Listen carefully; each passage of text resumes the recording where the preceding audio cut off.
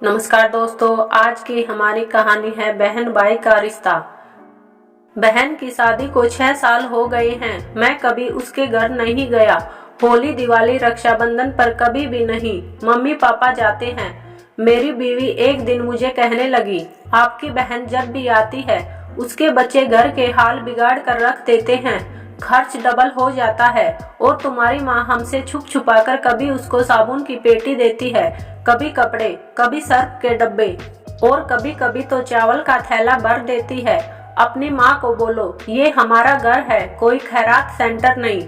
मुझे बहुत गुस्सा आया। मैं मुश्किल से खर्च पूरा कर रहा हूँ और माँ सब कुछ बहन को दे देती है।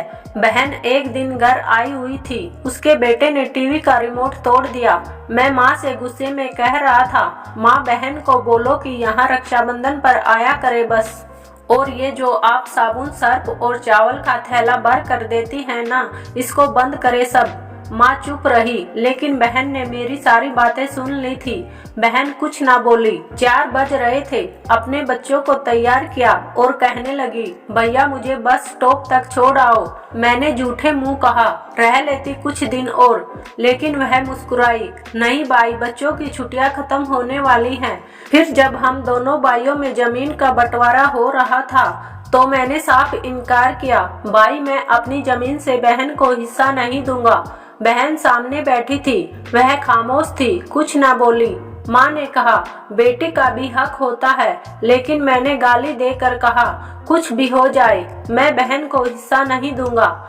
मेरी बीवी भी बहन को बुरा भला कहने लगी। वह बेचारी खामोश रही। बड़ा भाई अलग हो गया कुछ वक्त बाद। मेरे बड़े बेटे को टीबी हो गई। मेरे पास उसके इलाज करवाने के पैसे नहीं थे। मैं बहुत परेशान था। 1 लाख रुपया कर्ज भी ले लिया था। मैं बहुत परेशान था। कमरे में अकेला बैठा अपने हालात पर रो रहा था। उस वक्त वही बहन घर आ गई। मैंने गुस्से से बोला, अब ये आ गई मनुष्य। मैंने बीवी को कहा, कुछ तैयार करो बहन के लिए। तो बीवी मेरे पास आ गई। कोई जरूरत नहीं कुछ भी पकाने की इसके लिए। फिर 1 घंटे बाद वह मेरे पास आई। भाई परेशान हो? बहन ने मेरे सिर पर हाथ फेरा। बड़ी बहन हूँ तुम्हारी, अब देखो मुझसे भी बड़े लगते हो। फिर मेरे करीब आई, अपने पर्स से सोने की कंगन निकाले, मेरे हाथ में रखे और आहिस्ता से बोली, पागल तू ऐसे ही परेशान होता है?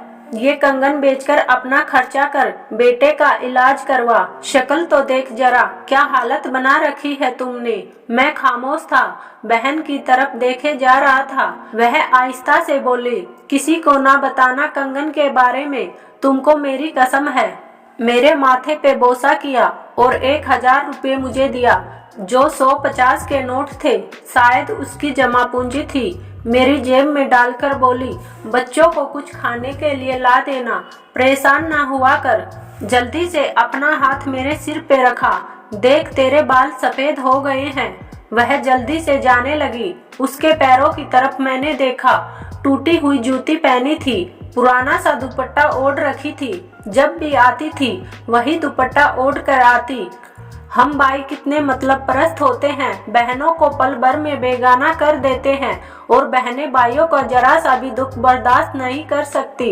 वह हाथ में कंगन पकड़े जोर जोर से रो रहा था और सोच रहा था, सच में ये बहनें माँ का ही दूसरा रूप होती हैं। अपने घर में भगवान जाने कितने दुख सह रही होती हैं। कुछ लंबा बहनों के पास बैठकर हाल पूछ लिया करो, शायद उनके चेहरे पर कुछ पल के लिए एक सुकून आ जाए।